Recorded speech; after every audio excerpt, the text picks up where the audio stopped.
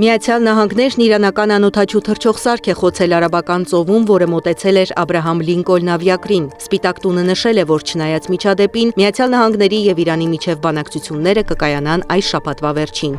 Հիմա բանակցում ենք Իրանի հետ, հիանալի կլինի, եթե կարողանանք պայմանավորվել, իսկ եթե չկարողանանք, հավանաբար վատ բաներ տեղի կունենան, հայտարարել է Միացյալ Նահանգների նախագահ Դոնալդ Թրամփը։ ՆԱՏՕ-ի երկրները պատրաստ են արագ աջակցություն ցուցաբերել Ուկրաինային, հայտարարել է կառույցի գլխավոր քարտուղար Մարկ Ռյուտեն Ուկրաինայի Գերագույն Ռադայում ելույթ ունենալիս։ Երբ խաղաղության համաձայնագիր կնքվի, Ուկրաինայում կհայտնվեն օտարերկրյա զինված ուժեր, օդում գտնվող ինքնաթիռներ եւ ռազմածովային աջակցություն ՆԱՏՕ-ի այն երկրներից, որոնք համաձայնել են ուժեր տեղակայել այդ երկրում։ ՆԱՏՕ-ի մյուս անդամները կօգնեն այլ ձևերով։ Նա չի մանրամասնել, թե ինչպես։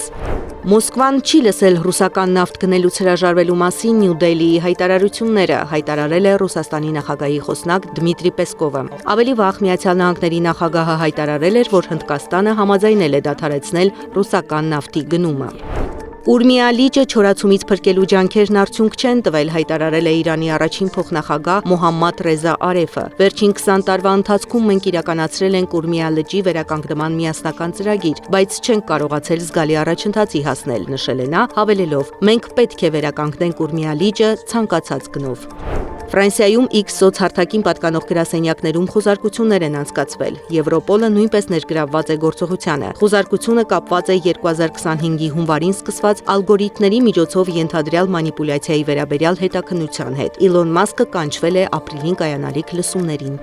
Ճապոնիայում անսովոր առածյունը 30 մարդու կյանք է խլել, որոշ շրջաններում ձյան բարձրությունը հասնում է ավելի քան 2 մետրի։ Բրազիլիայում էլ զբոսաշրջիկները 2 ժամ մնացել են 60 մետր բարձրության վրա ատրակցիոնի անսարքության պատճառով։ Մոտ 40 մարդու ստիպված են եղել իջեցնել պարանների ու սանդուղքի միջոցով։ Զարա Սարգսյան, Անդրանիկ Մանսուրյան, ABC Media։